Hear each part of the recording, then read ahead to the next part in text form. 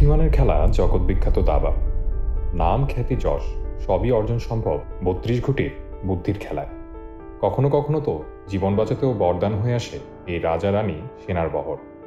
এমনই এক ঘটনা ঘটেছিল দাবার গ্র্যান্ডমাস্টার অসিপ বার্নস্টাইনের জীবনে। ফায়ারিং স্কোয়াডে মৃত্যুর জন্য অপেক্ষা করতে থাকা এই গ্র্যান্ডমাস্টারকে জীবন বাঁচাতে দাবা খেলার প্রস্তাব দেওয়া হলে তিনি দক্ষতার সাথে জিতেই নিজের জীবন ছিনিয়ে আনেন। ইতিহাসের এই অদ্ভুত ঘটনাটিই জানব আজ আমাদের ফ্যাক্টোলজিক সেগমেন্টে। ইউক্রেনীয় বংশোদ্ভূত এই দাবা খেলোয়াড়ের জন্ম 1882 সালের 20 সেপ্টেম্বর জাইটোমির শহরে।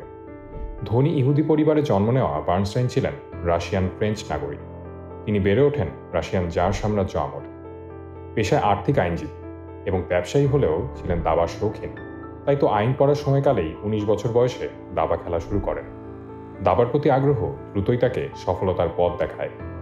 কিংবদন্তি খেলোয়াড় হ্যারি পিলসব্যারির সাথে একটি ম্যাচে ব্লাইন্ডফোল্ড বা চোখ বেঁধে খেলে তিনি তাক লাগিয়ে দেন। যদিও সেই ম্যাচটি জিততে পারেননি, তবে সেখানে তার জাত চেনাতে ভুল করেননি। 1902 সালে তিনি বার্লিনের জেনারেল চেস ফাউন্ডেশনে জিতে মাস্টার খেতাব অর্জন করেন। 1906 সালে জার্মানির বিখ্যাত হাইডেলবার্গ বিশ্ববিদ্যালয় থেকে ডক্টরেট ডিগ্রি লাভ করে আইনি পেশা শুরু করেন। তারপর মস্কো পাড়ি জমান। এখানেই খুঁজে পান তার জীবনসঙ্গী উইলমাকে। দাবা আর আইন দুটি সমান পারদর্শিতার সঙ্গে অনুশীলন করতে থাকেন। 1905 থেকে 1906 সালের মধ্যে তাকে বিশ্বের সেরা 10 দাবা খেলোয়াড়ের একজন হিসেবে বিবেচনা করা হতো। বিভিন্ন দাবা টুর্নামেন্টে স্থান অর্জন করে বেশ সাড়া ফেলেন। সেই সঙ্গে ব্যাংকারদের উপদেষ্টা হিসেবে নিজের ক্যারিয়ার গড়ে তোলেন। এ সময় তিনি বেশ অর্থকরী উপার্জন করেন। এ পর্যন্ত সব ঠিকঠাকই চলছিল। গোল বাঁধে 1917 সালে বলশেভিক পার্টি রাশিয়ার রাজধানীর ক্ষমতা দখল করে কমিউনিস্ট অক্টোবর বিপ্লব শুরু করলেন। তখন রাশিয়ান সাম্রাজ্য জুড়ে ব্যাপক পরিবর্তন ও সংস্কার শুরু হয়। জার শাসন ব্যবস্থার অবসান ঘটে। জার পরিবারের সদস্যদের হত্যা করা হয়। বেশিরভাগ ব্যাংক এবং কারখানা জব্দ করে রাষ্ট্রের নিকট হস্তান্তর করা হয়। ব্যক্তিগত সম্পত্তি জাতীয়করণ করা হয়। গোপন পুলিশ সংগঠন চেকা তৈরি করা হয় রাষ্ট্রীয় সার্বভৌমত্ব বজায়ের নামে। এই যুগটি রেড টেরর নামে পরিচিত। 1918 সালে এই গোপন পুলিশ বার্নস্টাইনকে গ্রেফতার করে, কারণ তিনি আগের জার শাসনের সাথে জড়িত ব্যাংকারদের উপদেষ্টা ছিলেন। আর তার মতো পুঁজিবাদী সমাজের উচ্চস্থানীয় ব্যক্তিরা চেকার মূল লক্ষ্য ছিল, কেননা তাদের রাষ্ট্রের জন্য হুমকি ভাবা হতো। ফলস্বরূপ তাকে ফায়ারিং স্কোয়াডে মৃত্যুদণ্ড দেওয়া হয়। ফায়ারিং স্কোয়াডে সবাইকে এক সারিতে দাঁড় করানোর পর একজন উচ্চপদস্থ কর্মকর্তা বন্দীদের নামের তালিকা দেখতে থাকেন। এ সময় অসিপ বার্নস্টাইনের নাম দেখে জানতে চান তিনি বিখ্যাত দাবার মাস্টার কিনা। তার ইতিবাচক উত্তরে অফিসার সন্দেহাতীত হতে পারেন না। তাই তিনি বার্নস্টাইনকে দাবা খেলার চ্যালেঞ্জ জানান।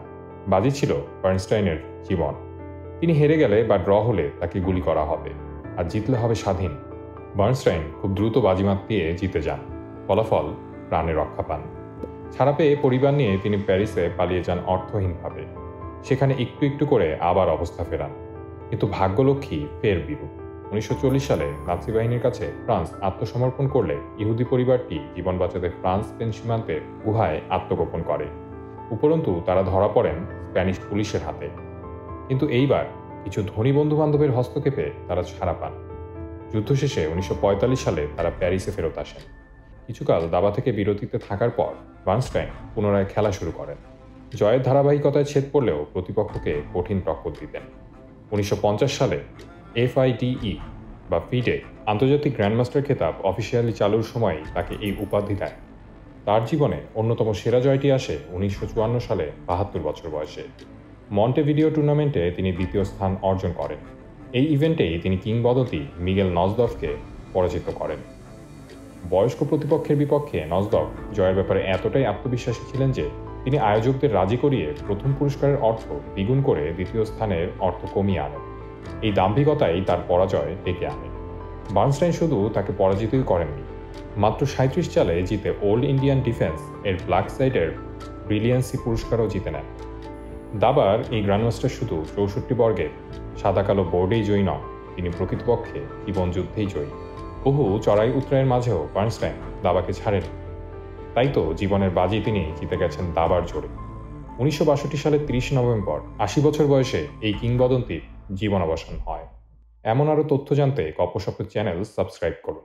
আমাদের সাথেই থাকুন।